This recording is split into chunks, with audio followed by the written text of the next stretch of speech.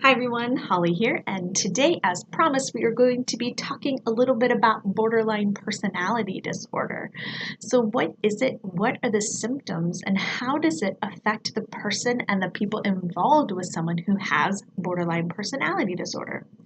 So, first of all, let's get to the symptoms. Okay, so symptoms, if you or someone you love has been diagnosed with borderline personality disorder, the symptoms that are typically seen are distorted or unstable sense of self. So, what does that mean? That means that the way a person identifies themselves may change from day to day or hour to hour. So, one minute they may be saying, I'm a great mom, I love to bake, I love to cook. And then the next day they're like, I really don't think I'm into baking or cooking so much. So you may see also spending sprees happening. So as they're identifying as a great baker or a cook, they are out buying lots of things to bake and to cook, but then they're deciding that they really don't like that anymore. So that stuff kind of just sits. And other people may view that as a waste of time or a waste of money. So other people in their life may be confused as to what's going on with them. All right. So that's just one example. All right, so unstable mood swings. So someone with borderline personality disorder may have some super high highs, but then for not really understanding why, they come crashing down and they're feeling very depressed.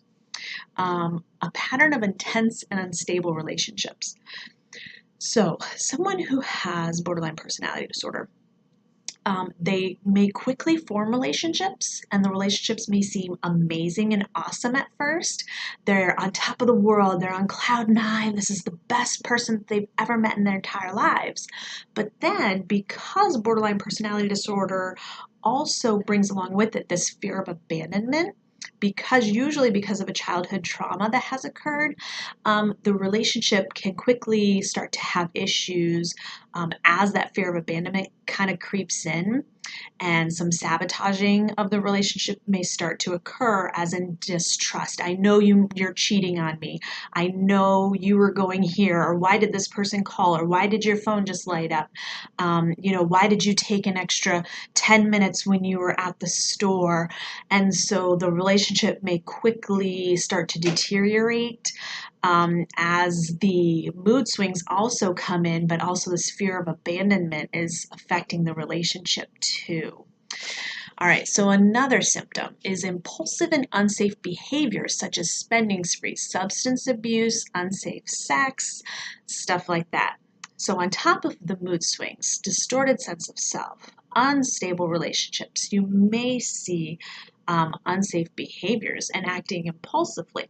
So if you're in a relationship with someone who has borderline personality disorder, if all of a sudden they're doing things that you're not understanding, going on spending sprees, or abusing substances when they weren't before and now they are, and you're confused what's going on, or if you yourself are all of a sudden feeling an urge to do things that you weren't before, it can become very frustrating to manage the symptoms of borderline personality disorder. And you can become very frustrated with yourself as well and feel guilty about the things that you're doing, and this pattern of instability of moods continues.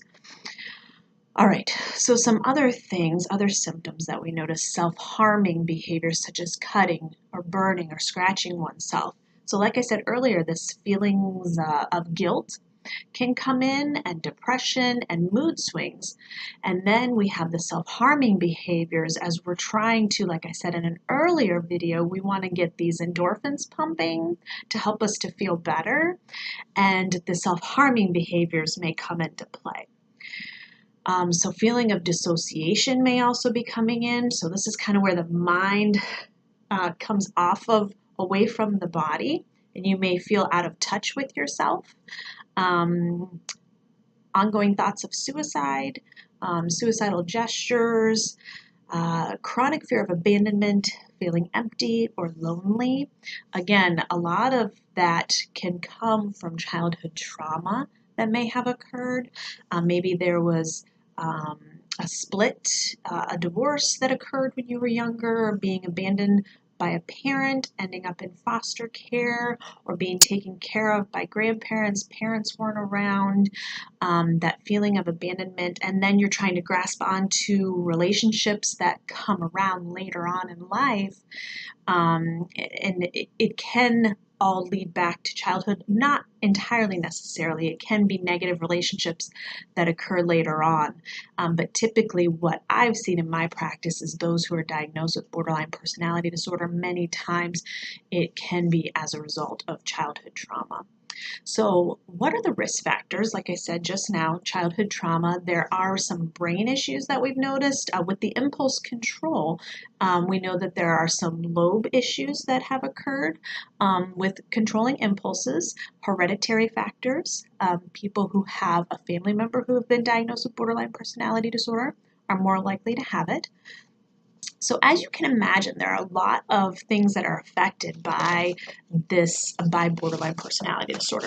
Social implications. It can be very difficult to have relationships, to maintain healthy relationships with all of these fluctuations of the sense of self. Your moods, if you're going on impulsive binges, the people around you may be confused and not understand what's going on with you. So having good, solid relationships may be very difficult. Employment, it can be very difficult to maintain employment. Your employers may not understand what's going on. Having healthy relationships with coworkers, even arriving to work on time. If you were on a spending spree or a binge the day before, or your moods are unstable, or you're having suicidal thoughts, to get to work on time may seem like a completely overwhelming task. Financially, the financial implications. If today you decide that you can be completely happy in another town, you may pick up and move. Someone with borderline personality disorder, they have this intense rush of feelings that somewhere else will make them happy, and they may pick up and go very quickly in hopes that that will be the place that will give them this fulfillment of and then they won't feel empty anymore, and that will be the place where they're happy, only to find, unfortunately, that that is not the case, and then they may pick up and quickly leave again. So this pattern of trying to find stability and trying to fill this empty void may continue and continue and continue, and as you can imagine, the financial implications can be huge. Health. People who are struggling with borderline personality disorder are more likely to abuse substances and engage in risky behaviors, which can cause health issues. So what helps? Traditionally, dialectical behavioral therapy works in a group setting with a highly trained therapist. And then there's cognitive behavioral therapy, which challenges the negative and irrational beliefs that we normally do in an individual setting.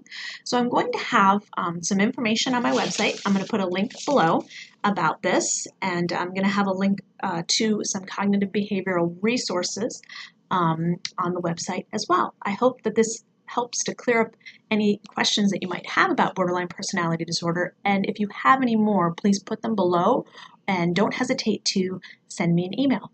All right, see you guys later. Bye-bye.